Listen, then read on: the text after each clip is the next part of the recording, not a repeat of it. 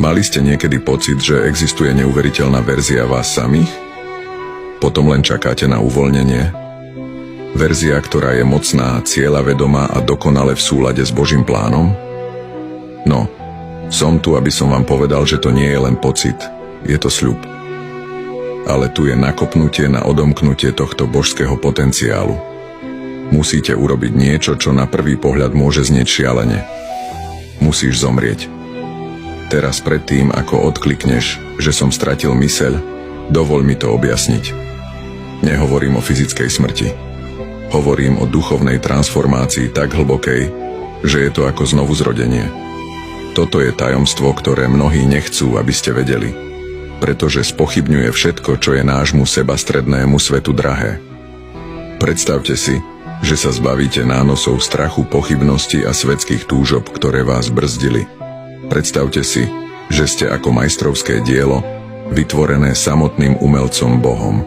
Toto nie je len svojpomocný chumáč, toto je jadro toho, čo učil Ježiš a čo žil apoštol Pavol. V najbližších minútach vám odhalím, ako môžete preniknúť do tohto života a zmeniť pravdu. Zistíte, prečo je umieranie sebe samému kľúčom k skutočnému životu a ako vás tento neintuitívny prístup môže premeniť na človeka, akým vás Boh vždy chcel mať. Pripravte sa spochybniť všetko, čo ste si mysleli, že viete o osobnom raste a duchovnom rozvoji. Toto nie je len ďalšia dobrá správa, je to výzva k radikálnej transformácii. Si pripravený zomrieť sám sebe a stať sa Božím majstrovským dielom? Poďme sa ponoriť do jedného z najzamotanejších pojmov v kresťanstve. Paradox seba zaprenia. Je to princíp, ktorý je v rozpore s posadnutosťou našej kultúry seba propagáciou a osobným ziskom. V Matúšovi 16:25. Ježiš zahodil túto ohromujúcu bombu pravdy. Lebo kto by chcel zachrániť svoj život, stratiť ho, a kto by stratil svoj život pre mňa, našiel ho. Na prvý pohľad sa to zdá úplne zaostalé. Ako môže strata života viesť k jeho nájdeniu? Tento paradox je základom toho, aby sme sa stali Božím majstrovským dielom. Je to o odovzdaní sa svojich vlastných plánov, túžob a ega, aby ste sa zosúladili s väčším Božím zámerom. Predstavte si to ako orezávanie stromu. Odrezaním určitých konárov strom neodumrie, silnie a prináša viac ovocia. Ale buďme skutoční, nie je to ľahké. Naším prirodzeným inštinktom je držať sa kontroly, aby sme si vybudovali vlastné kráľovstvá. Sme neustále bombardovaní správami, ktoré nám hovoria, aby sme si dávali pozor na číslo 1. A predsa nám tu Ježiš hovorí, že cesta k pravému naplneniu vedie cez sebaobetovanie. Tento paradox sa objavuje v celom písme. Pamätajte na Abraháma. Boh ho požiadal, aby obetoval svojho syna Izáka. Práve ten sľub, na ktorý čakal 10 ročia. Abrahámova ochota poslúchnuť a poprieť svoje vlastné túžby a porozumenie viedli k ešte väčšiemu požehnaniu. Alebo zvážte Pavla, ktorý napísal v liste Galatianom 2:20. S Kristom som bol ukrižovaný a už nežijem ja, ale žije vo mne Kristus. Pavol zistil, že stratou svojej starej identity získal niečo oveľa väčšie, život naplnený božským zámerom a mocou. Tento paradox seba zaprenia nie je o vymazaní vašej osobnosti, alebo o tom, že sa stanete bezduchým robotom. Je to o zosúladení svojej vôle s Bohom, ktorý mu dovolí, aby ťa vyformoval do niečoho, čo by si mohol dosiahnuť sám. Je to výmena vašej obmedzenej vízie za Božiu večnú perspektívu. Poďme preskúmať biblický základ umierania sebe samému, pojem hlboko zakorenený v písme. Toto nie je moderný svojpomocný trend, je to základný princíp našej viery, ktorý zahŕňa starý aj nový zákon. V starom zákone vidíme tieňovanie tohto pojmu. Žalm 51. kapitola 19. verš hovorí: Skrúšený duch, to je obeta Bohu. Skrúšeným a zdrveným srdcom nepohrdáš, Bože. Tento verš poukazuje na dôležitosť pokory a odovzdania sa pred Bohom, ale je to v Novom zákone, kde tento koncept skutočne zaberá ústredné miesto. Sám Ježiš dal posledný príklad. V Getsemanskej záhrade tvárou ku krížu: Modlil sa: nie moja, ale tvoja vôľa nech sa stane. Lukáš 22:42. Tento moment úplného odovzdania sa do vôle Otca je stelesnením umierania sebe samému. Apoštol Pavol, ktorý zažil dramatickú premenu z prenasledovateľa na apoštola, sa stal mocným zástancom tohto princípu. V liste Galatianom píše 5:24. Tí, čo patria Ježišovi Kristovi, ukrižovali svoje telo s vášňami a žiadosťami. Pavol pochopil, že nasledovanie Krista znamená usmrtiť našu sebeckú povahu. V liste Filipanom 3. kapitola, verš 7-8. Pavol ide ešte ďalej, ale čokoľvek bolo pre mňa ziskom, teraz považujem za stratu pre Krista. Ba čo viac, všetko považujem za stratu pre nesmiernu hodnotu poznania Krista Ježiša, môjho Pána. Ide o radikálne preorientovanie hodnôt, ktoré kladú Krista nad všetko ostatné. Peter 2 zdôrazňuje túto myšlienku. V prvom liste Petra 2:24. On sám na vlastnom tele vyniesol naše hriechy na drevo, aby sme odumreli hriechom a žili pre spravodlivosť. Smrť nášho starého ja je vnútorne spojená s naším novým životom v Kristovi. Tento biblický základ nám ukazuje, že umieranie sebe nie je o seba nenávisti alebo popieraní našej individuality danej Bohom, ale skôr o zosúladení našej vôle s Bohom. Dovoliť mu premeniť nás zvnútra von. Je to proces odovzdania sa, ktorý vedie k duchovnému rastu a zrelosti, keď si osvojujeme tieto biblické pravdy. Začíname chápať, že umrieť sebe nie je strata, ale brána k tomu, aby sme sa stali tým, kým sme boli skutočne predurčení byť Božím majstrovským dielom. Teraz, keď sme položili biblický základ, poďme sa ponoriť do procesu transformácie. Toto nie je jednorazová akcia, ale celoživotná cesta stať sa Božím majstrovským dielom. Predstavte si majstra sochára pracujúceho na bloku mramoru. Najprv by mohol mramor odolávať dlátu, ale s každým opatrným úderom sa objaví krásna forma. Takto Boh pôsobí v našich životoch, keď sa podrobujeme jeho premieňajúcej sile. Apoštol Pavol opisuje tento proces v liste Rimanom 12:2. A nepripodobňujte sa tomuto svetu, ale premeňte sa obnovením zmýšľania. Táta premena začína v našom myšlienkovom živote. Keď zosúladíme svoje myslenie s Božou pravdou, naše činy a charakter sa začnú meniť. Ale povedzme si úprimne, tento proces môže byť nepríjemný. Často to znamená, že Boh odhaľuje oblasti nášho života, ktoré je potrebné zmeniť. Môže to byť opustenie škodlivých návykov, odpustenie niekomu, kto nám ublížil, alebo vykročenie vo viere, keď by sme radšej chceli hrať na istotu. Každý z týchto momentov je príležitosťou zomrieť sebe a dovoliť Bohu, aby nás formoval. V druhom liste Korinťanom 3:18 nám Pavol dáva pohľad na konečný výsledok. Keď my všetci s odhalenou tvárou akoby v zrkadle pozeráme na slávu Pána, premieňame sa na taký istý obraz v stále väčšej sláve. Keď sa neustále odovzdávame Bohu, stávame sa viac podobnými Kristovi, čo odráža jeho charakter v našich životoch. Táto transformácia nie je o strate našej jedinečnej identity, ale o tom, ako sa stať našim najpravdivejším ja. Osoba, ktorú Boh stvoril, aby sme si to predstavovali ako húsenicu, ktorá sa mení na motýľa. Húsenica sa nestáva niečím úplne iným, stáva sa tým, čo vždy malo byť krásou tohto procesu je, že Boh má s nami trpezlivosť. Filipanom 1:6. Som presvedčený, že ten, čo vo vás začal dobré dielo, ho aj dokončí až do dňa Krista Ježiša. Aj keď sa podkýname alebo vzdorujeme, Boh sa nás nevzdáva. Pokračuje v práci a formuje nás do svojho majstrovského diela. Pamätajte, že transformácia je proces, nie cieľ. Každý deň predstavuje nové príležitosti zomrieť sebe a dovoliť Božiemu dielu v našich životoch. Keď príjmeme tento proces, zistíme, že rastieme spôsobom, o ktorom sme si nikdy nemysleli, že je to možné. Dajme tomu, že cesta umierania sebe a stať sa Božím majstrovským dielom nie je prechádzka ružovým sadom. Je to skôr ako vyliezť nahoru s množstvom prekážok a odporu, ale pochopenie týchto víziev nám môže pomôcť prekonať ich. Poprvé, je tu naša vlastná tvrdohlavá povaha. Prirodzene máme sklon chcieť mať kontrolu nad tým, aby sme robili veci po svojom. Je to odveký boj, ktorý sa začal v rajskej záhrade. Naše telo sa vzdáva podobne ako batoľa, ktoré trvá na tom, že to zvládnem sám. S tým zápasil aj apoštol Pavol. V Rimanom 7:15 pripúšťa: Veď ani nerozumiem, čo robím. Nerobím totiž to, čo chcem, ale robím to, čo nenávidím. Potom je tu svet okolo nás. Naša kultúra nás bombarduje správami, ktoré sú v rozpore s Božou pravdou. Hovorí nám, aby sme sa na prvé miesto usilovali o pohodlie a potešenie nadovšetko. Ale Ján 2:16 nás varuje pred žiadostivosťou tela, žiadostivosťou očí a pýchou života. Tieto svetské vplyvy môžu spôsobiť, že umieranie sebe samému sa môže zdať hlúpe alebo dokonca nebezpečné. Nesmieme zabudnúť ani na nášho duchovného protivníka. Nepriateľ nechce, aby sme sa stali Božím majstrovským dielom.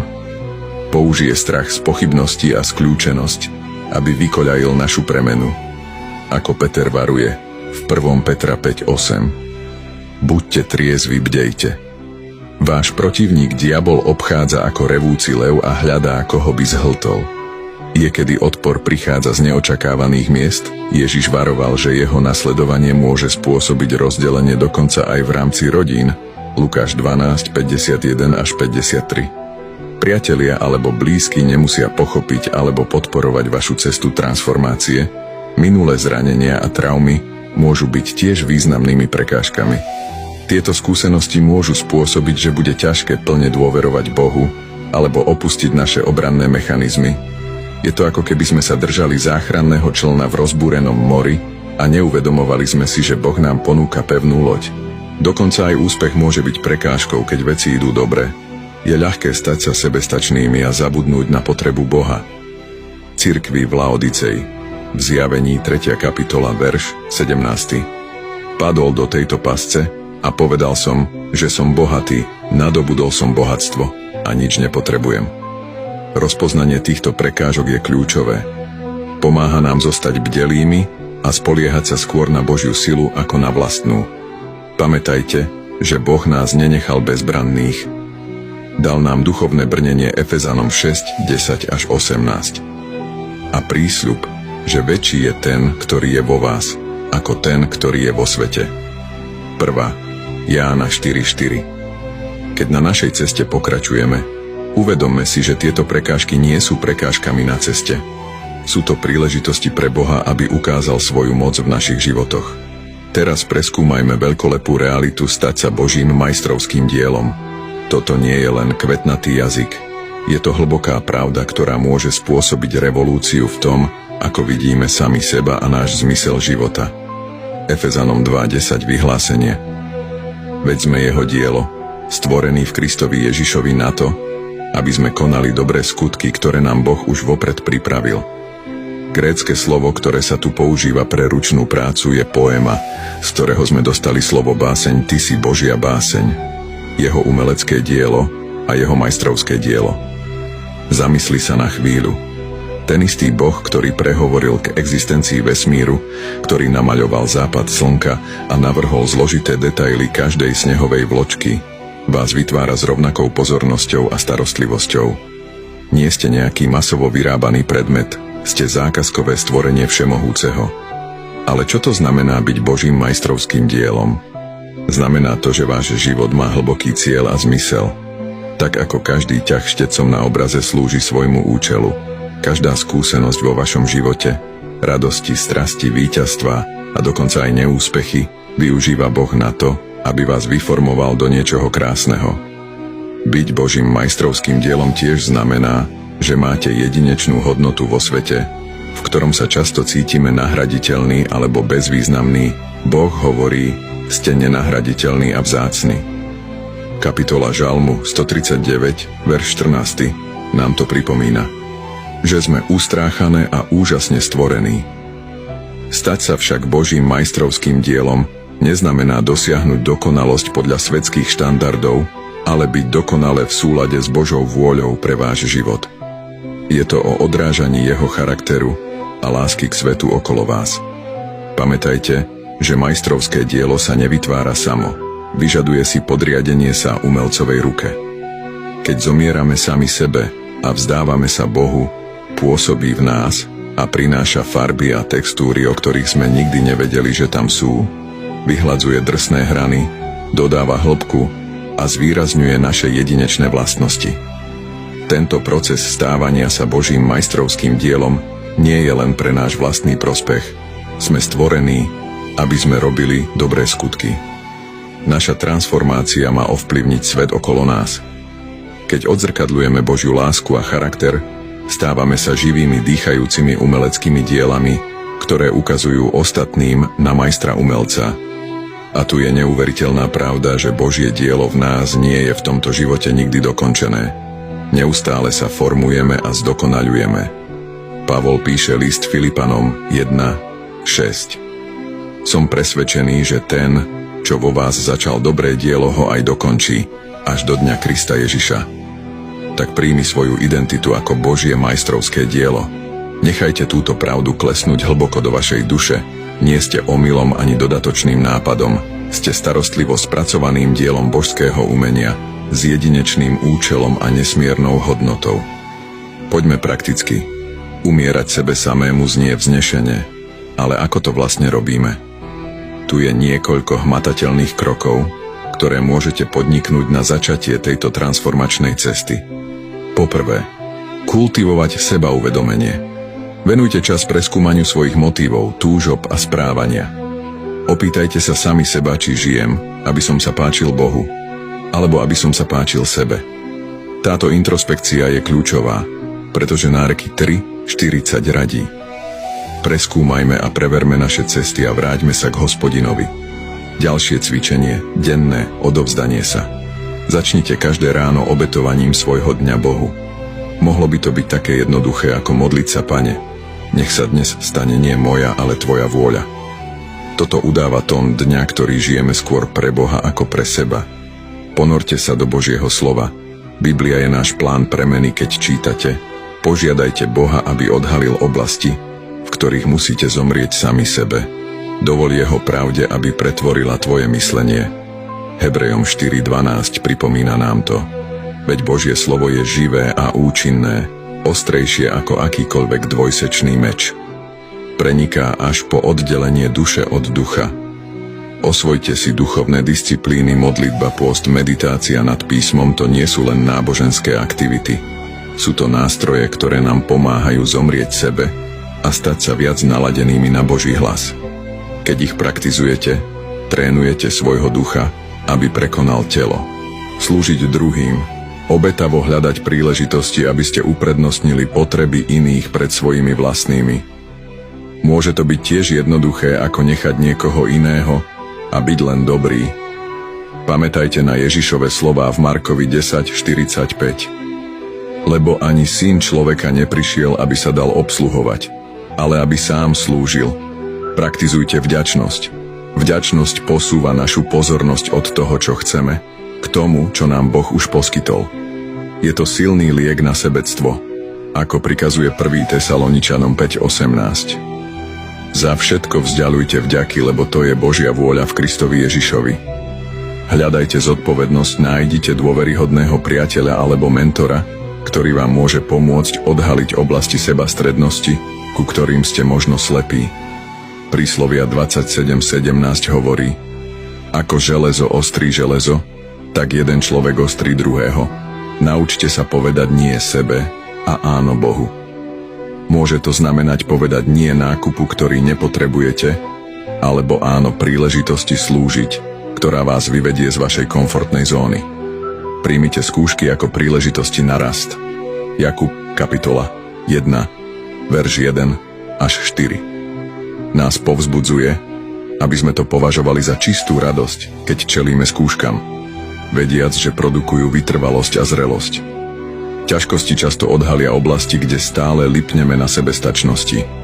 Konečne oslavujte pokrok, nie dokonalosť, umieranie sebe samému je celoživotný proces. Uznávajte malé víťazstvá na ceste, ďakujte Bohu za prácu, ktorú vo vás vykonáva, aj keď je to nepríjemné. Pamätajte, že to nerobíme sami. Boží duch v nás pôsobí a dáva nám silu zomrieť sebe a žiť pre Neho. Keď implementujete tieto praktické kroky, spolupracujete s Božím transformačným dielom vo vašom živote. Keď sme prešli konceptom umierania sebe, možno sa pýtate, čo z toho pre mňa je?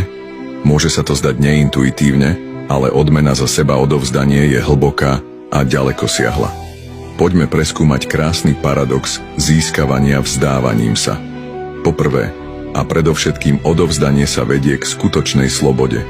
Môže to znieť zvláštne, ale keď sa prestaneme snažiť všetko ovládať a oddáme sa Božej vôli, nájdeme oslobodzujúce oslobodenie od úzkosti a strachu. Ježiš prisľúbil v Jánovi 8:36. Ak vás teda Syn vyslobodí, budete naozaj slobodní. Táto sloboda nie je o robení čohokoľvek, čo chceme, ale o zosúladení našej túžby s dokonalým Božím plánom. Ďalšou odmenou je hlboký trvalý mier. Keď sa neustále snažíme mať svoju vlastnú cestu, sme v neustálom napätí. Ale keď sa odovzdávame Bohu, zažívame pokoj, ktorý Pavol opisuje vo Filipanom 4:7. A pokoj Boží, ktorý prevyšuje každý rozum, chráni vaše srdcia a vaše myslenie v Kristovi Ježišovi. Aj keď sa nám okolnosti zdajú chaotické, odovzdanie sa vedie k hlbokému zmyslu, keď zladíme svoj život s Božou vôľou. Využívame zmysel pre zmysel, ktorý presahuje našu obmedzenú perspektívu. Začíname vidieť, ako naše životy zapadajú do väčšieho Božieho rozprávania. Ako nám pripomína Jeremiáš 29:11. Boh má plány, aby nám dal nádej a budúcnosť. Radosť je ďalšou krásnou odmenou za odovzdanie sa. Nie je to len prchavé šťastie založené na okolnostiach, ale hlboko zakorenená radosť, ktorá pochádza z vedomia, že žijeme v harmónii s našim Stvoriteľom. Ako Ježiš povedal v Jánovi 15:11. Toto som vám povedal, aby moja radosť bola vo vás a vaša radosť bola úplná. Odovzdanie sa Bohu má za následok aj duchovný rast a zrelosť. Keď zomierame sebe, vytvárame priestor pre ovocie ducha, aby v našich životoch prekvitalo. Galatským 5:22-23. No ovocie ducha je láska, radosť, pokoj, zhovievavosť, láskavosť, dobrota, vernosť, miernosť, sebaovládanie. Tieto vlastnosti začínajú viac a viac charakterizovať náš život, keď sa poddávame Božiemu dielu v nás. Intimita s Bohom je možno jednou z najvzácnejších odmien za odovzdanie sa. Keď sa vzdávame svojich vlastných plánov a túžime po Božej vôli nad svojou vlastnou, približujeme sa k nemu. Jakub 4:8 sľubuje: priblíž sa k Bohu a on sa priblíži k tebe.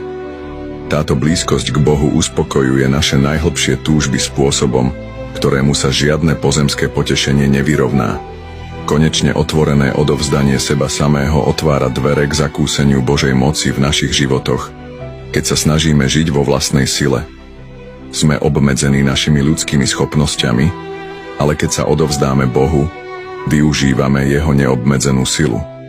Ako Pavol zistil, že Božia moc je dokonalá v našej slabosti. 2. list Korinťanom 12:9. Ale on mi povedal: stačí ti moja milosť, lebo sila sa dokonale prejavuje v slabosti. Preto sa budem radšej chváliť svojimi slabosťami, aby vo mne prebývala Kristova sila.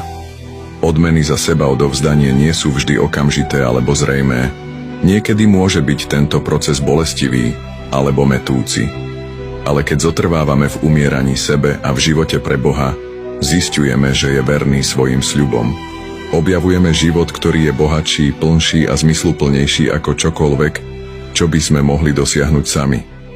Nakoniec najväčšou odmenou za seba odovzdanie je stať sa tým, kým sme vždy mali byť Božím majstrovským dielom, odrážajúc jeho slávu a lásku k svetu okolo nás. Je to cesta, ktorá stojí za každý krok a vedie nás k cieľu, ktorý presahuje naše najdivokejšie sny. Keď prichádzame na koniec tejto transformačnej cesty, poďme sa na chvíľu zamyslieť nad hlbokými pravdami, ktoré sme odhalili. Skúmali sme paradox umierania sebe samému, ponorili sme sa do jeho biblických základov a skúmali sme proces stávania sa Božím majstrovským dielom. Čelili sme prekážkam čelom a objavili sme praktické kroky na implementáciu tohto princípu, ktorý mení život. Posolstvo je jasné, skutočný život začína, keď zomrieme sami sebe. Je to radikálny koncept, ktorý naráža na posadnutosť našej kultúry seba propagáciou a osobným ziskom. No je to samotné jadro posolstva Evanjelia. Sám Ježiš povedal, že kto chce byť mojím učeníkom, musí zaprieť sám seba, vziať svoj kríž denne a nasledovať ma.